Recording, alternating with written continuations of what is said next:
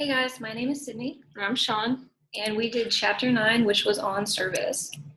So here are some goals of the service system. The first one is to maintain the aesthetic quality of food, and basically that's just talking about like when you're building a meal or putting something together, make sure it looks good, but make sure that every component like maintains its unique quality so everyone can get all the flavors and whatnot.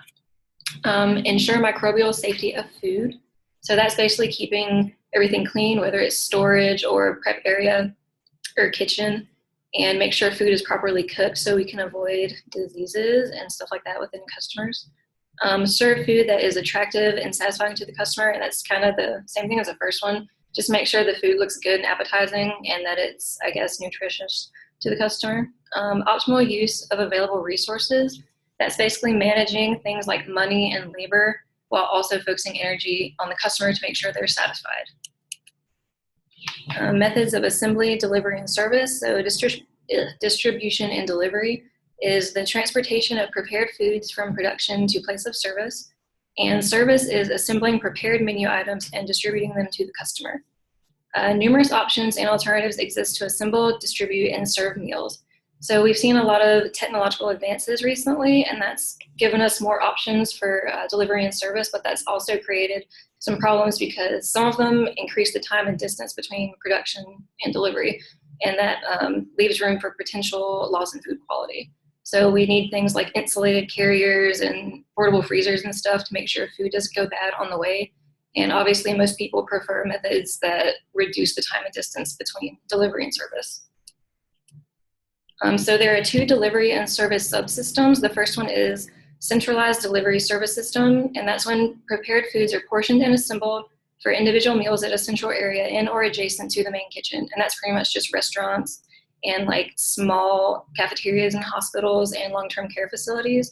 And these are popular because one or two people can easily supervise them. You can maintain the temperature of the food much easier. Portions are easy to control and stuff like that.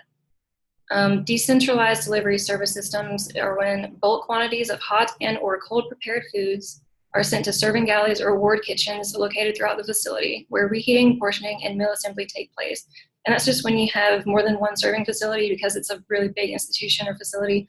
So you can make smaller meals and deliver them later, or you can deal with things like room service, or like in a school district where each cafeteria gets their stuff from the same place, but it's in different schools. And places like that, or systems like that, involve much more equipment than a centralized one. Assembly is the piecing together of prepared menu items to complete an entire meal. Methods of meal assembly vary depending on the service objectives of the food service. So a place like a restaurant, they'll prepare their food and serve it right after it's done when it's hot at peak quality. But something like a big hospital or facility, they might make their trays all together and then deliver them later for more efficiency. There are 10 factors affecting choice of distribution systems. The first one is the type of food service system. So if you're dealing with frozen food, you're going to need to have portable freezers to transport it or insulated carriers and stuff like that. Kind of food service organization. So if it's like a school cafeteria, or if it's a school, it would require a cafeteria, but a fast food restaurant would need a drive-through window or like a small dining room. The size and physical layout of the facility. I think the book example was like a tall bakery would have different rooms and different equipment in each room, with the bakery being on a whole separate level. But something like a one-level building with different rooms all on the same level, it could just have one big room with everything in it, and you could just transport throughout the smaller facility. The style of service, so something like self-service, like a buffet, you would need different equipment, or if it was like a tray service in a hospital, you'd need different equipment for that. The skill level of available personnel. If you're in like a restaurant, you need skilled workers who can cook the food and then serve it, but if you're in like a food line, you're not going to need that kind of skill because you're just like moving the food around, you're not preparing it or anything, you're just storing it. Economic factors. It's kind of obvious. You need to keep money in mind when you're making decisions, like if I can buy this, hire them, stuff like that. Quality standards for food and microbial safety. Pay attention to what you're allowed to do and how dirty your facility can be, which is not very. And time required for meal service. So that's basically like in a cafeteria, all the workers need to know when to start preparing the food so it's all ready when the kids are ready to eat. But if they start too soon, then it's going to be sitting out and it's going to get cold and it's not going to be good. space requirements or space available. That's kind of when you're even starting to think about building a business. You need to make sure you have everything mapped out so you know exactly what you need and exactly how much room you need for everything.